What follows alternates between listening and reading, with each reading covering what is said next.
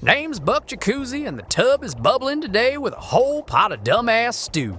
Donald Trump just did an interview so full of huffing, puffing, and wild-eyed rambling that I halfway expected him to start speaking in tongues or try to baptize Terry Moran in motor oil.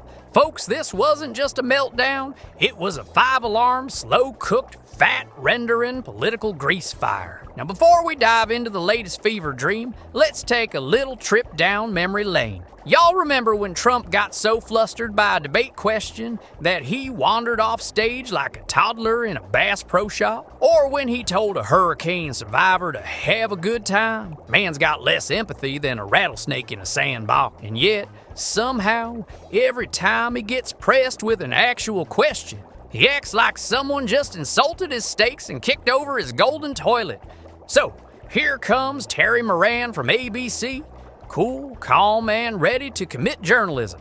And Trump reacts like someone just served him a subpoena in a Waffle House. The whole thing starts with Trump hollering about a deported man having MS-13 tattooed on his knuckles. Problem is, that tattoo, it was photoshopped.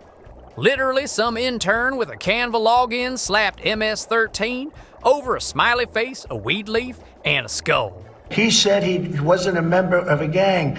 And then they looked, and on his knuckles, he had MS-13. There's a dispute. Well, wait a minute.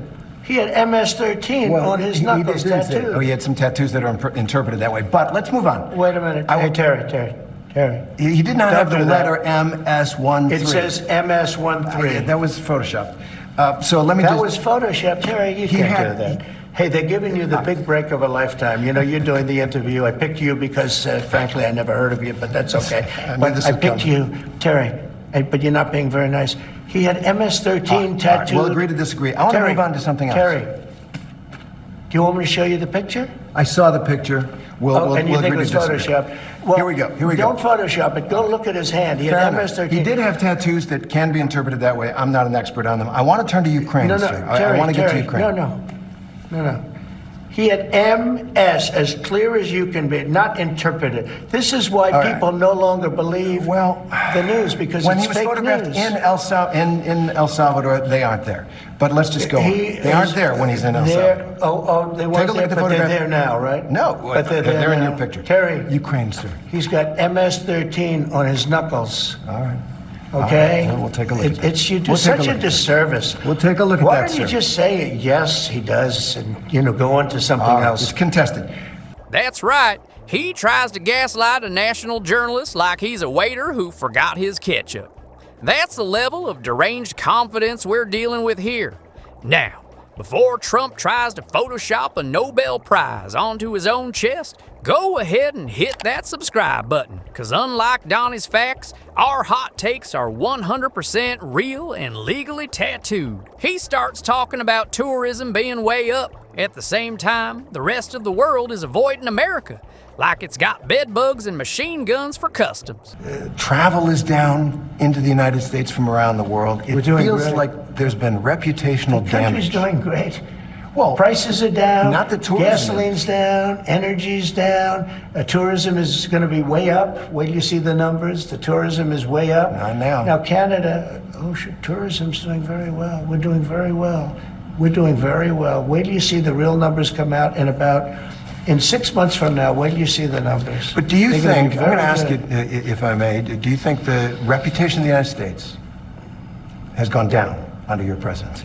No, I think it's gone way up, and I think we're a respected country again. We were laughed at all over the world. We had a president that couldn't walk up a flight of stairs, couldn't walk down a flight of stairs, couldn't walk across a stage without falling.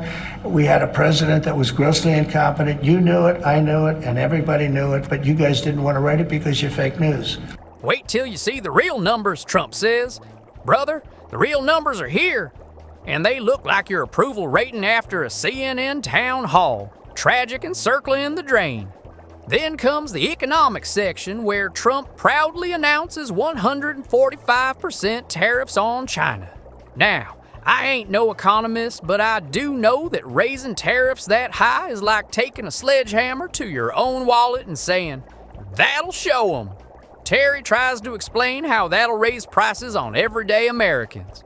And Trump interrupts with, You don't know business. You said something a couple weeks ago that struck me. You said concerning the tariffs, which economists say are going to raise prices, you said, quote, hang tough.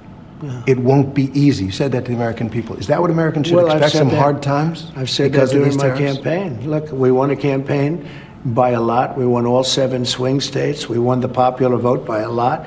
You know, we had a tremendous campaign. I said all of these things during my campaign. I said, you're going to have a transition period.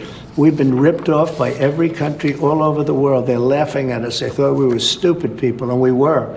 And I said, that's not going to happen. We're not going to let that happen. Hard times are ahead? I don't think so. I think great times are ahead. Look, since I came in, gasoline is down, groceries are down, egg prices are down, many things are down, just about everything. You know, you don't have the drop in fuel and energy and oil like we did. I took it from maybe $3.20, maybe more than that, down into a much lower number. When you have that kind of a drop, you're not going to have inflation. Not now, but it's the tariffs, right? We still have 145% tariffs on China. Your Treasury Secretary said we basically have an embargo on China. Look, you're trying to say something's going to happen, Terry. No, okay, well, nothing's going to happen. You know business. Terry, I want to ask you. I do know business. Yes, so 145% tariffs on China, Yeah. and that is That's good. basically That's an good. embargo. They deserve it. It'll raise prices on They everything deserve from it. electronics to clothing to building houses. You don't know that. You don't know whether or not China's going to eat it. That's mathematics. China probably will eat those tariffs, but at 145, they basically can't do much business with the United States. And they were making from us $1 trillion a year. They were ripping us off like nobody's ever ripped us off. And by the way, we have other countries that were just as bad. If you look at the European Union, it was terrible what they've done to us. Every country, almost every country in the world was ripping us off. They're not doing that anymore. Sir, the only business you've ever run into the ground involved a fake university and steaks that tasted like tax fraud. And bless Terry Moran, he even tosses Trump a softball. Do you recommend the measles vaccine? Now this ain't COVID, this is measles. Stuff we've been vaccinating for since disco was new, and Trump still waffles. Truly to a lot of people, one of the biggest achievements of your first term. That is Operation Warp Speed. You got that COVID vaccine up and going and distributed, and a lot of people took it, and a lot of people feel their lives have been saved by it. Now we have this measles outbreak, biggest in a decade in Texas, and it's because people aren't getting their children vaccinated.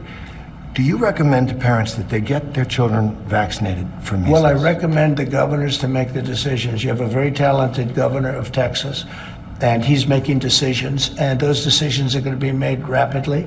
This is a very much different thing than COVID in terms of rapidity and speed and other things.